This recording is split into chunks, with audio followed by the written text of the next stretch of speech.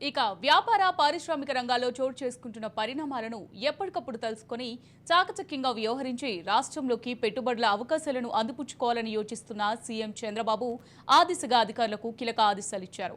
దేశంలో పెట్టుబడులతో ముడిపడిన సమగ్ర పరిణామాలు, వేల కోట్ల రూపాయల టర్నోవర్ ఉన్న కంపెనీల విస్తరణ సమాచారాన్ని ఎప్పటికప్పుడు తనకు చేరవేయాలని అధికారులను ఆయన ఆదేశించారు. ముంబై, ఢిల్లీ కేంద్రంగా వెలువడే ఆర్థిక, వ్యాపార పెట్టుబడుల వ్యవహారాలకు సంబంధించిన జాతీయ స్థాయి వార్తాపత్రికలను ప్రతిరోజు ఉదయం తన డాష్ బోర్డులో పెట్టాలని కోరారు.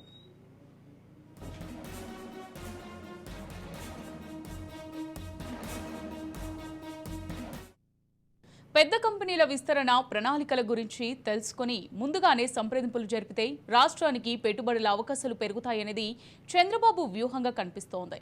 అందులో భాగంగానే అధికారులకు ఆయన ఈ మేరకు ఆదేశాలిచ్చారు. భారత్లో పెట్టుబడులు పెట్టేందుకు ఆసక్తి కనబరుస్తున్న విదేశీ కార్పొరేట్, బిజినెస్, విద్యా సంస్థల పేర్లను తన దృష్టికి తీసుకురావాలని అధికారులకు సూచించారు. కాగా ఏపీని పెట్టుబడులకు అనువైన ప్రదేశం అనే ముద్ర వేయాలని, తద్వారా పెద్ద ఎత్తున పెట్టుబడులను ఆకర్షించవచ్చని సీఎం చంద్రబాబు భావిస్తున్నట్టు తెలుస్తోంది. అధికార యంత్రాంగం ప్రక్షాళన, పార్టీ సంబంధ కార్యకలాపాల్లో బిజీగా ఉంటూనే పెట్టుబడులను ఆకర్షించడంపై ఆయన దృష్టి సారించారు. రైట్, ఇదే అంశానికి సంబంధించి మరింత సమాచారం మా ప్రతినిధి శ్రీనివాస్ అందిస్తారు. శ్రీనివాస్.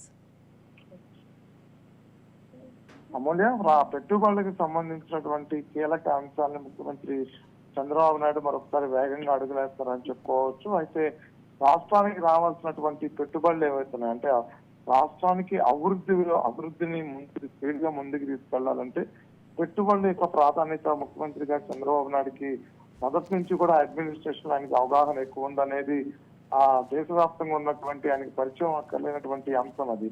సో అందులో భాగంగా మరొకసారి దేశంలో ఏవైతే పెట్టుబడులకి చూస్తున్నటువంటి కంపెనీస్ ఏవైతే ఉన్నాయో వాటన్నిటిని కూడా ఆయన దృష్టికి తీసుకురావడంతో కూడా ఆయన ఒక ఆదేశాన్ని జారీ చేసినట్టు తెలుస్తుంది. ప్రతి అధికారులందరూ కూడా ఎప్పటికప్పుడే దేశంలో తిరుగుతున్నటువంటి కంపెనీలు వాళ్ళు ఏ రాష్ట్రాలకి పెట్టుబడులకు వెళ్ళాలనుకుంటున్నారు అనే అంశాల మీద అంటే దేశంలో ఉన్నటువంటి ప్రధాన కంపెనీలన్నింటినీ కూడా వాళ్ళు ఇస్తున్నటువంటి ప్రకటనలు ఏవైతున్నాయో వాటిని అన్నింటినీ కూడా డాష్ బోర్డ్ లో పెట్టాలంటూ కూడా ఇప్పటికే ఆయన ఆదేశాలు జారీ చేయడం జరిగింది.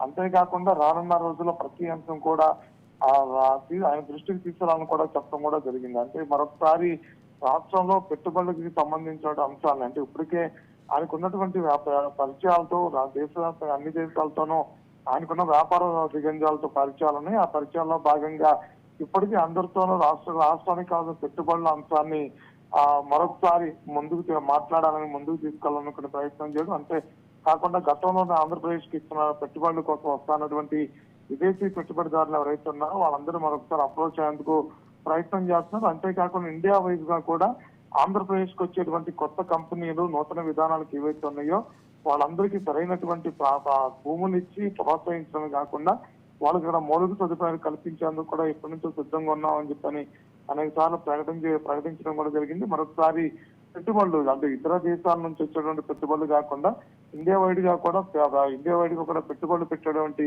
కంపెనీస్ ఏవైతున్నా వాళ్ళందరూ కూడా ఆంధ్రప్రదేశ్ రావాలని ఆహ్వానిస్తూనే మరో పక్క నుంచి ప్రతి పెట్టుబడిదారుడు అంశాలు ఏవైతే ఉన్నాయో ఆ ప్రకటనలన్నింటినీ కూడా ఆయన దృష్టికి తీసుకురావాలంటూ కూడా మరొకసారి అధికారులకు ఆదేశాలు ఇచ్చారు. ఈ విధంగా మనం చూసినట్లయితే రాష్ట్రానికి మరొకసారి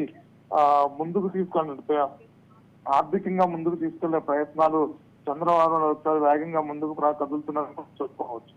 రైట్, థ్యాంక్ యూ శ్రీనివాస్.